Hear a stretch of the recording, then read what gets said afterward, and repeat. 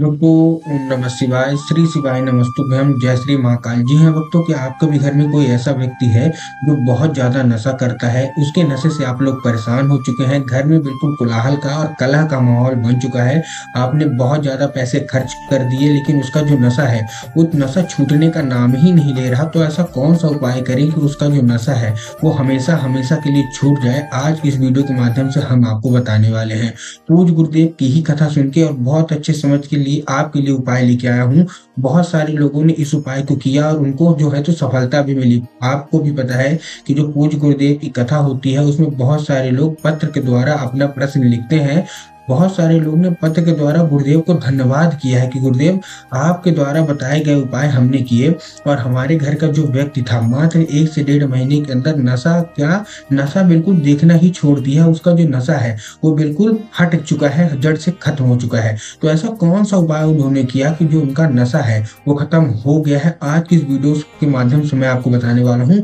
2 से 3 उपाय मैं आपको बताऊंगा, तो ध्यान से उपाय सुनिएगा, अच्छे से करिएगा। पूज्य गुरुदेव ये भी कहते हैं, बहुत सारे लोग के प्रश्न रहता है, गुरुदेव हम उपाय करते हैं लेकिन हमको फल नहीं मिलता। तो गुरुदेव बोलते हैं कि अगर आप अच्छे से उपाय पूरा सुनेंगे तभी आपको फल मिलेगा। तो चलिए चलते हैं हम उपाय की ओर, जो कि आपको करना है। लेकिन उससे पहले चैनल पे पहली बार आए हैं और आवाज मेरी पहली बार सुन रहे हैं तो वीडियो को कर दें लाइक और चैनल को कर लें सब्सक्राइब, ताकि पूजनीय पंडित प्रदीप जी मिश्रा के रोज नए नए उपाय सबसे पहले आपको प्राप्त हो सके। देखिए, जो हमारा पहला उपाय है वो आपको 3 बेलपत्र से करना है। करना कैसे है, ध्यान से समझिएगा। आपको क्या करना है, आपको लेना है 3 बेलपत्र। ये मैं आपको वो उपाय बता रहा हूँ जो कि आपको करना है। इसके बाद जो मैं उपाय बताऊंगा ये आपको उसी व्यक्ति से कराना है जो आपके घर में बहुत ज्यादा नशा करता है।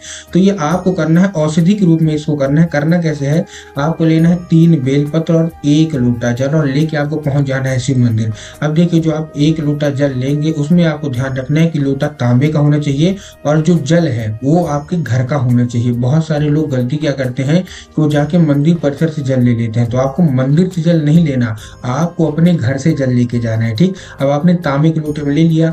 उसके साथ जो आप क्या कर रहे हैं, जो बेल पत्र ले रहे हैं 3, उसमें आपको ध्यान रखना है कि बेल पत्र जो है वो कहीं से भी कटा फटा या खंडित नहीं होना चाहिए। इस चीज का भी आपको ध्यान रखना है। बहुत सारे लोग कटा फटा लेके जाते हैं। बहुत सारे लोग तो यहाँ तक इतना भी कर देते हैं कि एक पत्ती को ही बेल पत्र मान लेते हैं। लेकिन आपको भी पता है और पूज्य गुरुदेव भी बताते हैं कि एक पत्ती का कोई बेल पत्र नहीं होता है, 3 पत्ती मिलके एक बेल पत्र बनता है।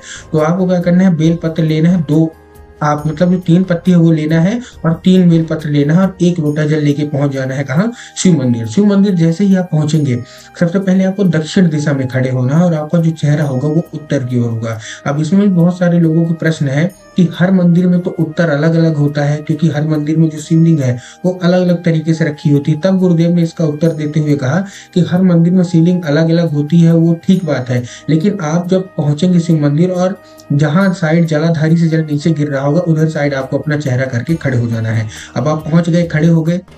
सबसे पहले जो आपने बेल पत्र लिया वो आपको शिवलिंग पे अर्पित करना है। ठीक, उसके बाद आपने जो 1 लोटा जल लिया है वो आपको क्या करना है, वो आपको अर्पित करना है उसके ऊपर, शिवलिंग के ऊपर। और जैसे ही आप जल अर्पित करेंगे तो बाबा से मन ही मन बाबा से उसको औषधि के रूप में मांगना है कि हे बाबा, कृपया करके इसको औषधि के रूप में हमको प्रदान करिए। अब क्या है, अब वो जो जल है वो जब जलाधारी से नीचे गिर रहा होगा, अब वो साधारण जल नहीं है, अब वो औषधि बन चुका है। ठीक, तो आपको क्या कर लेना है, किसी दूसरे पात्र में भर लेना है और उसको भर के लेके चुपचाप घर आ जाना है।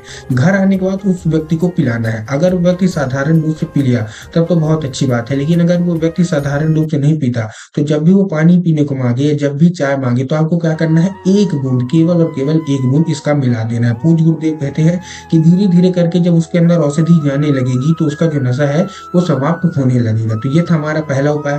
जो दूसरा उपाय है वो काली तिल से है, लेकिन ये आपको उसी व्यक्ति से कराना है जो कि नशा करता है। उसको 1 लोटा जल देना है, 3 काली तिल देना है और पहुंचा देना है कहाँ, शिव मंदिर। शिव मंदिर में आपको उसको 1 लोटा जल अर्पित करवाना है, वही वाला किसमें, शिवलिंग पे एक नाम लेके। महादेव का बहुत ही सुंदर सा नाम है।